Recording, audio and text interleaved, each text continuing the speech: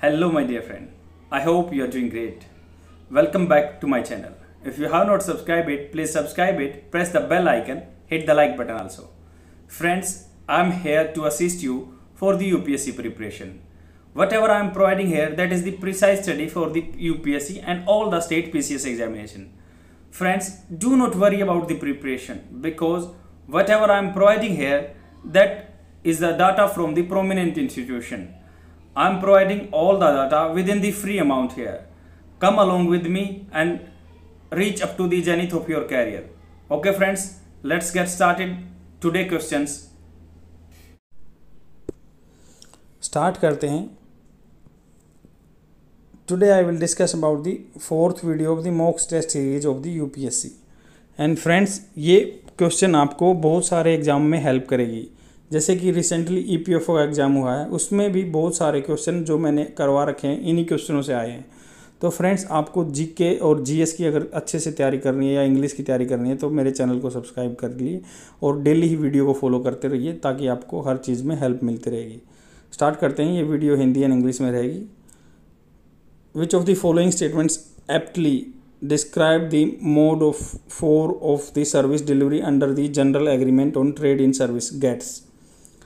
तो जो स्टेटमेंट दी हुई है उसमें डिस्क्राइब किया गया है कि mode 4 of the service delivery under gets.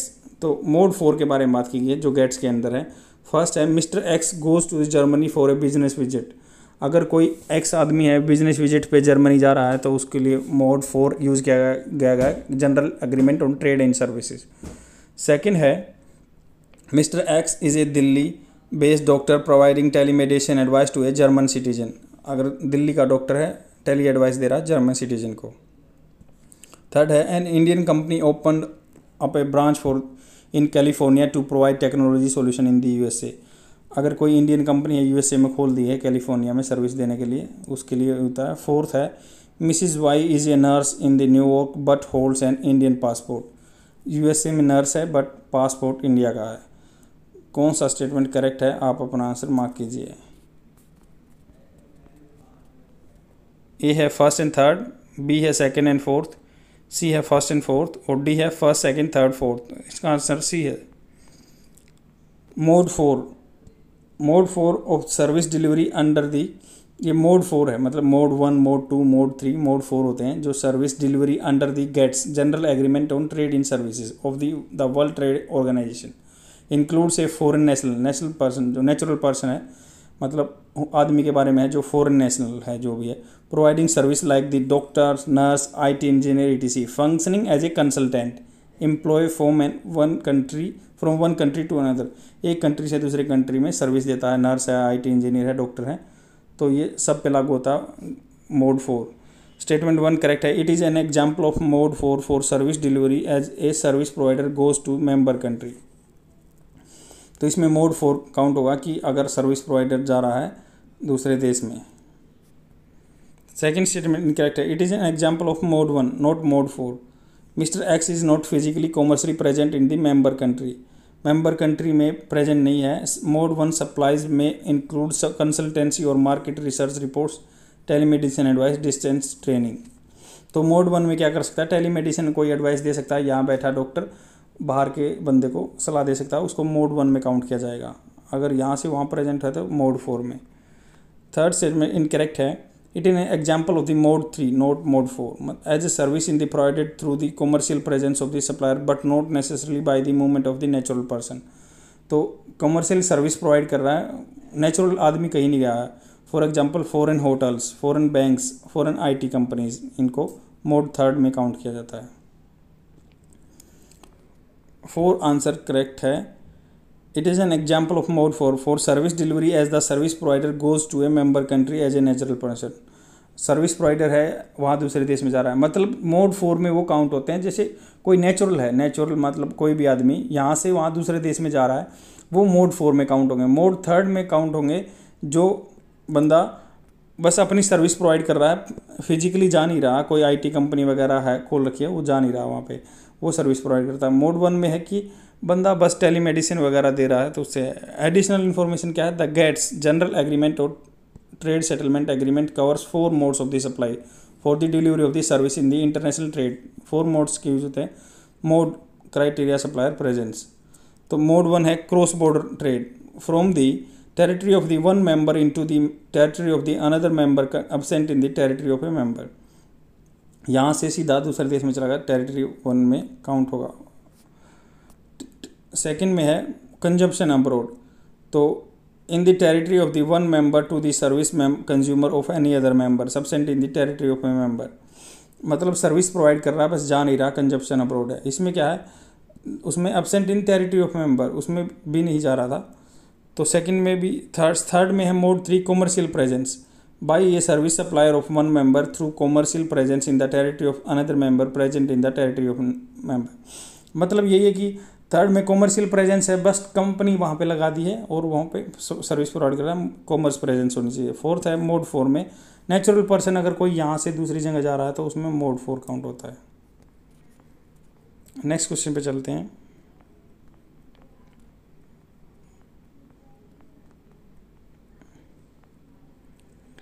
In context of the Indian history, consider the following statements regarding Rajamonji Pact.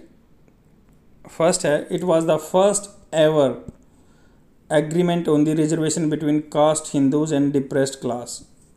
तो क्या पहला रिजर्वेशन है कास्ट हिंदू पे और डिप्रेस क्लास पे। सेकंड है, the pact was endorsed by the B.R. Ambedkar. Third है, it was suspended by the Poona pact in 1932। कौन सा स्टेटमेंट करेक्ट है, आप अपना आंसर मार्क कीजिए। ए है फर्स्ट एंड सेकंड, बी है थर्ड, सी है फर्स्ट एंड थर्ड और डी है फर्स्ट सेकंड एंड थर्ड। तो इसका सॉल्यूशन सी है। राजामुंजी pact concluded in 1932 was a accord between M.C. Raja and President of All India Depressed Class Association and the B.S. Munji of the Hindu Mahasabha। Hindu Mahasabha और depress class के बीच में ये pact हुआ था, संधि हुई थी 1932 में। फर्स्ट इसका करेक्ट है, the pact was the first ever agreement on reservation and a joint electorate between the caste Hindus and the depress class.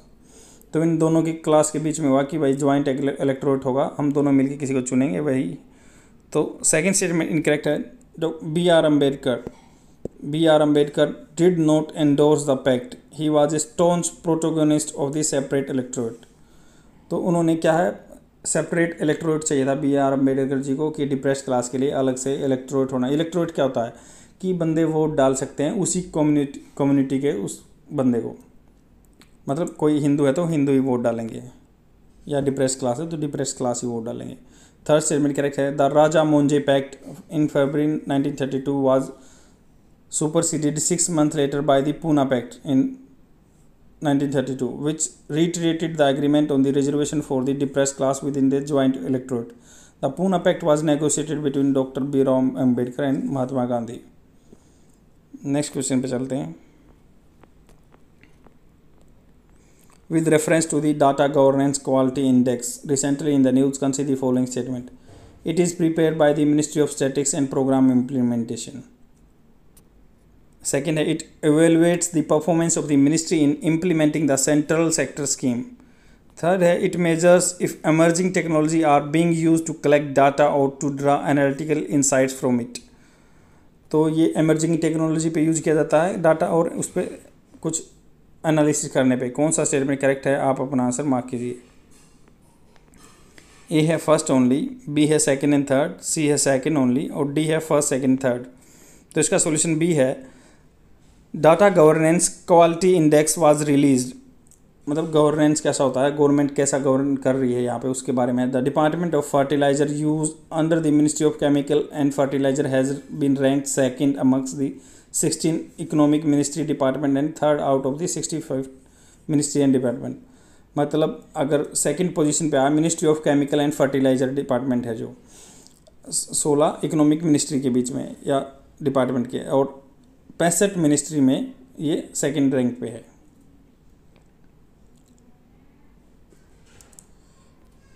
First statement क्या है, data governance quality index is prepared by the NITI Aayog द्वारा prepare किया जाता है, national institute of transforming India, NITI Aayog. ये EPFO के exam में भी आया था।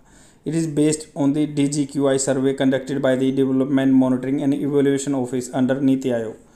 तो ये क्या है, based on the digital survey conducted the development monitoring, कैसे डेवलप हो रहा है, इवैल्यूएशन ऑफिस है under the NITI Aayog. Second statement correct है, the DGQI survey assesses different ministry and department performance on the implementation of the central sector scheme. Central sector scheme होती है जो पूरा फंडिंग सेक्टर करता है, सेंट्रल करता है। मान लो 100% खर्चा फंडिंग होती है सेंट्रल गवर्नमेंट की तरफ से होती है। एंड सेंट्रली स्पॉन्सर्ड स्कीम जो वही रेशियो में होती है 60-40 के या 90-10 के।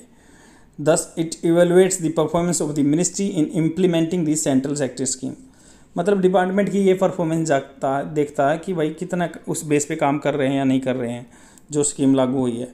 तो ministry of fertilization second number पे आया। ये survey was conducted by the DMEO, तो डेवलपमेंट मॉनिटरिंग है, इवेल्युएटिंग ऑफिस है, using online questions prepare under the 6 major themes to collect information from the ministry और department. Use of technology is one of the themes under which it measures it emerging technology like blockchain, big data analytics, machine learning, AI, artificial intelligence, internet on things are being used to collect data or to draw analytical insight। मतलब उन्होंने क्या है, कितना कोई department technology को adopt कर रहा है अपने काम में, डाटा लेने में, तो उसको उसी बेस पे अपना रैंकिंग दी हुई है, उतना अच्छा गवर्नेंस चल रहा है उस डिपार्टमेंट का। नेक्स्ट क्वेश्चन है, consider the following statements with reference to the comprehensive nuclear test ban treaty. First one, it was adopted by the United Nations General Assembly in 1996. Second है, it intends to ban all nuclear explosion everywhere by everyone. Third है, India has signed the treaty but has not ratified it. India ने sign कर दिया, ratified नहीं है। कौन सा statement correct है, आप अपना आंसर मार्क कीजिए। ए है फर्स्ट ओनली, बी है फर्स्ट एंड सेकेंड, सी है सेकेंड एंड थर्ड, डी है फर्स्ट सेकेंड एंड थर्ड। तो इसका सॉल्यूशन बी है CTBT, Comprehensive Nuclear Test Ban Treaty, was negotiated at the Conference on Disarmament in Geneva and adopted by the United Nations General Assembly in 1996. First statement correct है, CTBT intends to ban nuclear explosion by everyone, everywhere on the Earth's surface, in the atmosphere, underwater or underground। मतलब कहीं पे भी nuclear जो test है वो ban कर देने हैं और कहीं पे भी everyone everywhere. Third statement incorrect है, it was open for this signature in 1996। Since then 182 countries have signed the treaty, India has not signed. India ने साइन नहीं किया है। हम अभी भी अपना टेस्ट करते रहते हैं न्यूक्लियर वेपन को, क्योंकि हमारे पड़ोसी ऐसे हैं, हमें करना पड़ेगा। नेक्स्ट क्वेश्चन है, it is a neuro transmitter produce in the hypothalamus. It has physical and psychological effects including influencing social behavior and emotion. It is also used to increase the size of the vegetables such as pumpkin gourds, जैसे घिया रहती हैं, pumpkin आपके कद्दू रहते हैं या cucumber रहते हैं, इनका साइज़ बढ़ाने के लिए भी यूज करते हैं। कौन सा स्टेट इस पैराग्राफ में किसके बारे में बात की गई है? ये है एड्रेनालाइन, बी है एस्ट्रोजन, सी है एस्टिलाइकोलाइन, डी है ऑक्सीटोसिन। तो इसका आंसर ऑक्सीटोसिन है। फर्स्ट स्टेटमेंट इनकरेक्ट है। Adrenaline is also known as the fight और फ्लाइट हार्मोन। और फ्रेंड्स, ये हार्मोन वगैरह के बारे में हमें अच्छे से जानना है, क्योंकि EPFO के एग्ज़ाम जैसे जो 5 तारीख को हुआ है, कल हुआ है, तो उसमें क्या है, बहुत सारे क्वेश्चन हमारे उससे आए हुए थे, बायो से। तो हमें हार्मोन के बारे में अच्छे से देखना है। एड्रेनालाइन क्या है? फाइट और फ्लाइट हार्मोन है। It is release in response to a stressful, excitement and dangerous और threatening situation. Adrenaline helps us और बॉडी रिएक्ट मोर क्विकली। तो एड्रेनालाइन हमें हेल्प करता है कि स्ट्रेस मैनेज करने को more quickly response. It makes the heart beat faster, increase blood flow to brain and muscles, stimulate the body, makes sugar to use for fuel. Sugar का use करता है for fuel, दिमाग को चलाता है adrenaline जो हार्मोन है। B incorrect है। Estrogen is a sex hormone. It is responsible for the development and regulation of the female reproductive system, secondary sex characteristic. Ladies का ये हार्मोन होता है। सी स्टेटमेंट इनकरेक्ट है। Acetylcholine is a neurotransmitter. Neuro होता है mind से related. It contract smooth muscles, smooth muscle को contract करता है। Dilates blood vessels, increase bodily secretion and slow heart rate, heart rate को स्लो कर देता है। डी इसका आंसर करेक्ट है। Oxytocin is also known as the hug hormone, cuddle chemical, moral molecule, and the bliss hormone. Due to this effect on behavior, including influencing social behavior, emotion, like its role in creating feeling of love, it play a major role in female reproductive biological functions in reproduction. It is a neurotransmitter produced in hypothalamus. It is used to increase the size of the vegetables such as pumpkins, watermelons, eggplants, gourds and cucumber.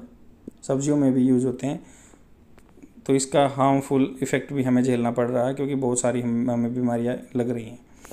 Next question पे देखते हैं, which of the followings items can be held by the Reserve Bank of India as a foreign exchange reserve. तो कौन सी चीज़ use की जाती है? Chinese renminbi. तो इस क्वेश्चन से आप ये भी जान सकते हैं कि चाइना की रेनमिनबी करेंसी है। बी सेकेंड है special drawing rights of the inter IMF। Third है government security of the USA, bank deposits of the NRI। कौन सा स्टेटमेंट करेक्ट है? आप अपना आंसर मार्क कीजिए। ए है फर्स्ट एंड फोर्थ, बी है फर्स्ट एंड सेकंड, सी है सेकंड एंड थर्ड, डी है फर्स्ट सेकंड थर्ड फोर्थ। तो इसका आंसर डी है। चारों करेक्ट हैं। Statutory power for controlling foreign exchange reserve was given to the Reserve Bank of India by the Foreign Exchange Regulation Act (FERA) 1947, which was later replaced by the Foreign Exchange Regulation Act 1973. But later, keeping in the viewpoint of the post-liberalization regime, मतलब 1990 के बाद, the Foreign Exchange Management (FEMA) आ गया, was enacted in the 1999 to replace FERA. Foreign forex reserve held by the RBI include the following items: money or assets that are held by the central bank in the foreign currency. Central bank के द्वारा foreign currency में जो पैसा रखा गया वो, या foreign government bonds, security, T bills, gold reserve, special drawing rights हैं IMF के। फर्स्ट स्टेटमेंट करेक्ट है। Reserve are typically held in the one or more reserve currency like the US dollar, the euro, Chinese renminbi, British pound sterling, Japanese yen. Second statement correct है। Special drawing rights of the IMF reserve position are part of the forex reserve. तो SDR भी reserve में है IMF के। Third है foreign government bonds, security bonds, T bonds used as part of the foreign exchange by the RBI. The government security of the USA are the part of the foreign exchange reserve. Bank deposits of the NRI are credible source of the foreign exchange reserve for the country. Bank deposits NRI पैसा करते हैं तो वो भी foreign reserve में count होते हैं। Next question पे चलते हैं। Which among the following had its founding principles as educate, organize and agitate? ए है होम रूल लीग, बी है बहिष्कृत हितकर्मी सभा, सी है अरवीपुरम आंदोलन, डी है स्वदेश बांधव समिति। तो इसका सॉल्यूशन बी है।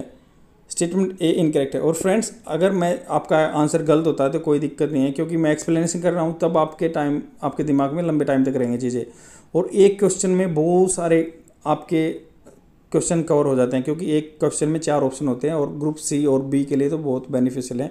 आप इस लेवल की तैयारी करके चलोगे जब आपका कोई भी एग्जाम क्लियर हो जाएगा।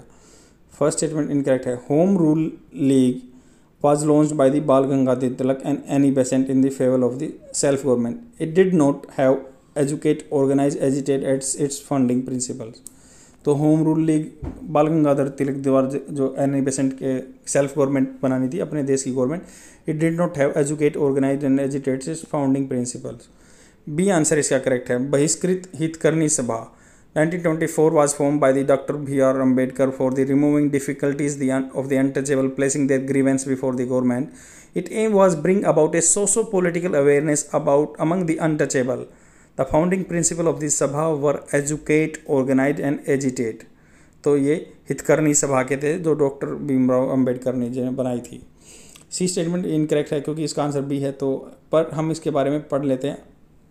अरवीपुरम movement was launched by the Narayana Guru. He defied religious restriction placed on the Ezhava community. तो हमें कम्युनिटी का याद करना है, Ezhava. His universal message was one caste, one religion, one god. D answer incorrect है। The Swadesh Bandhab Samiti was set up by the Ashwini Kumar Dutt. It was, और अश्वनी कुमार दत्त के बारे में भी कल बहुत क्वेश्चन आया हुआ था EPFO एग्जाम में। तो फ्रेंड्स, ये क्वेश्चन UPSC का और कोई स्टेट PCS एग्जामिनेशन का कोरिलेटेड होता है, और ऐसे ही क्वेश्चन बनते हैं।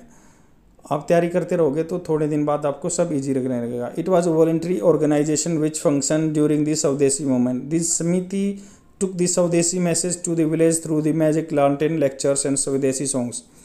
तो स्वदेश बांधो समिति क्या थी, अश्वनी कुमार दत्त ने बनाई थी। वॉलंटरी ऑर्गेनाइजेशन थी ड्यूरिंग स्वदेशी मूवमेंट के। The Samiti took Swadeshi message to the villages through the magic lantern lecture. लालटेन जला के लेक्चर दिए, स्वदेशी सॉन्ग्स गाए, वे physical moral training to the members, did social works during famines, epidemics, organized schools, training in the Swadeshi craft, arbitration court. The Samiti has mainly constructive work as its main aim and educate, organize, agitate was not its founding principle. Next question पे चलते हैं. With reference to the CVC, Central Vigilance Commission, which was recently in the news, consider the following statement. First, it supervises the CBI for investigation of the alleged offence under the Prevention of the Corruption Act. It has all the powers of the civil court. Third है its chairperson is appointed by the president on the advice of the council of minister. Fourth है it is empowered to conduct investigation into the complaints referred by the Lokpal. कौन सा statement correct है, आप अपना answer mark कीजिए. A है first and third, B है first second fourth, C है सेकंड थर्ड फोर्थ और डी है फर्स्ट एंड फोर्थ. तो इसका सॉल्यूशन बी है.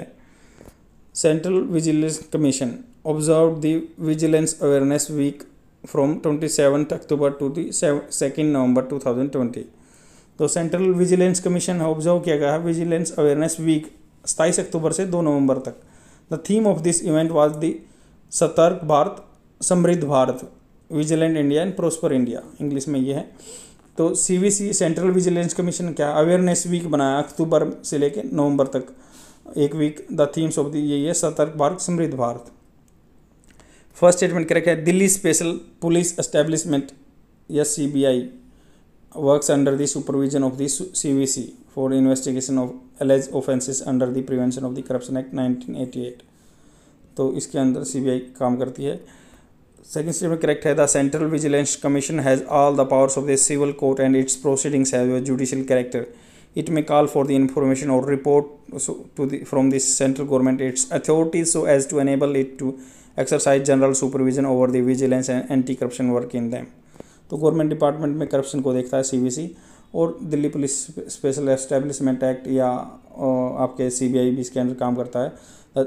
एंटी करप्शन एक्ट 1988 के तहत the chairperson of the CVC is appointed by the president of India. Recommendation of the 3 members committee consist of the prime minister as it said and the union minister of home affairs या leader of opposition in the Lok Sabha, क्योंकि independent बनाना है उसको, इसलिए ये select करते हैं. Fourth statement correct है. The Lokpal and the Lokayukta has act 2013 has amended CVC act 2003 where the commission has been empowered to conduct preliminary inquiry and further investigation into the complaints referred by the Lokpal.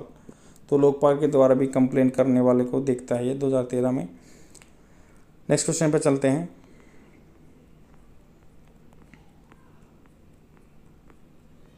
With reference to the International Civil Aviation Organization, which of the following statements is or are correct? First है it is a specialized agency of the United Nations.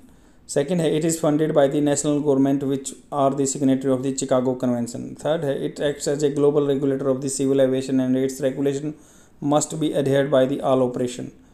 कौन सा statement correct है, आप अपना answer mark कीजिए.